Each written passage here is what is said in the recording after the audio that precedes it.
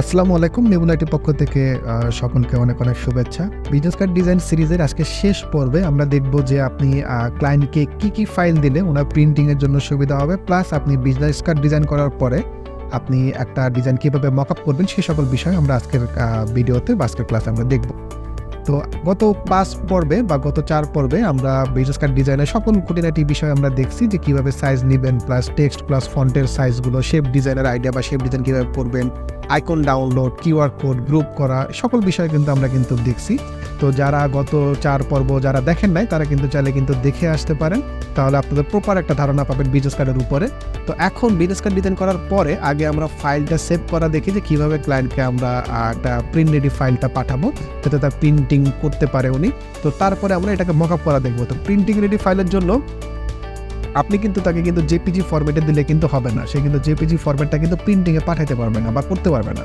আপনাকে কিন্তু অবশ্যই কিন্তু মেন ফাইল কিন্তু দিতে হবে। তো মেন ফাইলটা কোনটা? মেন ফাইলটা যদি ফটোশপে যদি করেন তাহলে পিএইচডি ফাইল, এবং ইলাস্ট্রেটরে যদি করেন তাহলে কিন্তু এআই ফাইল। আবার মেন ফাইলের সাথে ইলাস্ট্রেটরে করলে অনেকে কিন্তু ইপিএস ফাইলটাও দেয়, এটা একটা কম্প্রেসড একটা ভার্সন। ইপিএস ফাইলটাও কিন্তু অনেকে কিন্তু দেয়, ফটোশপ থেকে আপনি চাইলে দিতে পারেন, অথবা অনেকে কি করে পিডিএফ ফাইলটাও দেয়।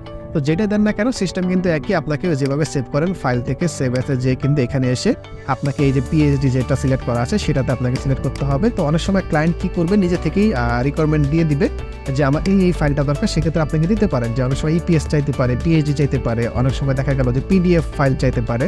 তো এই যে পিডিএফটা এখানে আছে, পিডিএফ চাইতে পারে। তো যেই ফাইলে চাক না কেন সব কিন্তু মোটামুটি কিন্তু আপনাকে কিন্তু এখানে কিন্তু পাবেন। তো সেগুলোতে আপনি ধরে ধরে বা সিলেক্ট করে করে কিন্তু আপনি এখান থেকে সেভে দিয়ে সেভ করতে পারেন। তো এইভাবে করে ক্লায়েন্টকে ফাইলগুলো আপনাকে দিতে হবে সেভ করে করে। তো এবার আসি মকআপ কিভাবে করবেন। তার আগে মকআপ কোথায় পাবেন আমি একটু জাস্ট আইডিয়া দিয়ে দিই। মকআপ কিন্তু ফ্রি পিকে কিন্তু অনেক মকআপ আপনি কিন্তু ফ্রিতে ডাউনলোড করতে পারবেন। প্রতিদিন যদিও একটা লিমিটেশন থাকে, এর বাইরে লিমিট বা ডাউনলোড করতে পারবেন না, তারপরে কিন্তু যা থাকে তা বা এখান থেকে কিন্তু ভালো পরিমাণে মকআপ কিন্তু ডাউনলোড করতে পারবেন। তো এখানে আপনি ফ্রি পিকে এসে বিজনেস কার্ড ডিজাইন মকআপ লিখে যদি সার্চ দেন তাহলে অনেক ধরনের মকআপ আসবে। আর সামনে রিসোর্স নিয়েও আমরা একটা ভিডিও করবো যেখানে আপনি ফ্রি মকআপ কোথা থেকে নামাইলে ভালো হয়, আর কি ওয়েবসাইটগুলো আছে, তারপর বিভিন্ন কালারের যে বিষয়গুলো আছে, তারপরে বিভিন্ন ফন্ট যে কোথা থেকে ওয়েবসাইট থেকে ফন্ট নামাইলে আপনি আরও ভালো ভালো ফন্ট পাবেন। তো এইসব রিসোর্স নিয়ে আমরা আরেকটা ভিডিও আমরা করবো সামনে ইনশাআল্লাহ। তো এই ভিডিওতে তো আপনারা এখান থেকে ফ্রি পিক থেকে কিন্তু আপনি ভালো পরিমাণে মকআপ কিন্তু এখান থেকে নামাইতে পারেন। অনেক মকআপ আছে যেগুলো প্রিমিয়াম মকআপ আছে, সেগুলো হয়তো এখানে সাবস্ক্রিপশন ছাড়া হয়তো আপনি ডাউনলোড করতে পারবেন না।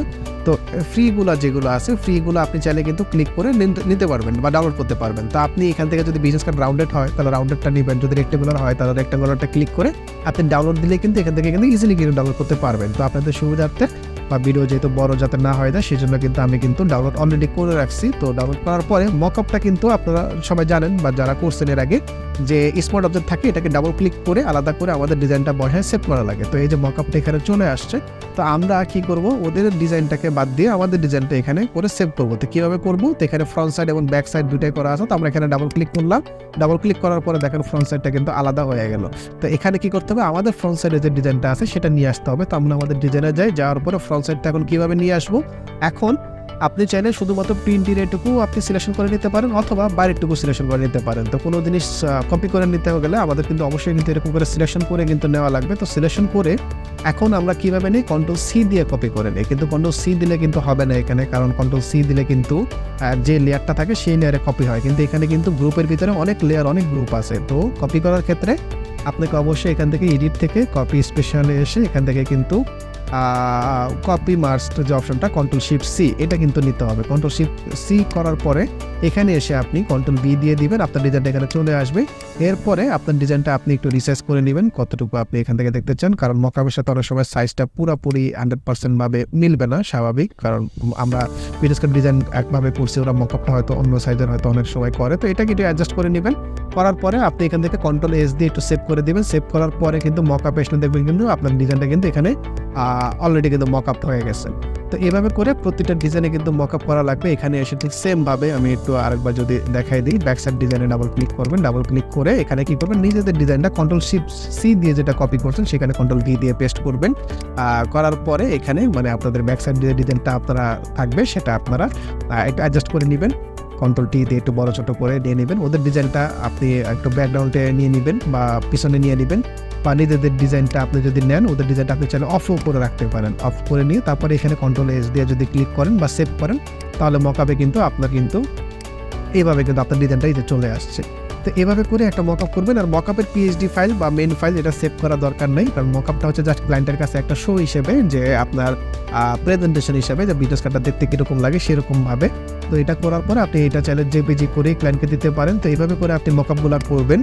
আশা করি মকআপের বিষয়টা আপনারা বুঝতে পারছেন। এই বিজনেস কার্ডের ডিজাইনের 5টা সিরিজে আমরা বিজনেস কার্ডের একদম খুঁটিনাটি বিষয়, একদম সাইজ নেওয়া থেকে শুরু করে একদম ডিজাইন করে কমপ্লিট করে ক্লায়েন্টকে রেডি ফাইল দেওয়া পর্যন্ত এবং মকআপ করা পর্যন্ত সকল বিষয় দেখলাম। পরবর্তীতে আমাদের এরকম অনেক ডিজাইনের উপরে আমাদের সিরিজ ভিডিও আসবে। তো সেই পর্যন্ত সবাই ভালো থাকবেন, সুস্থ থাকবেন। আসসালামু আলাইকুম।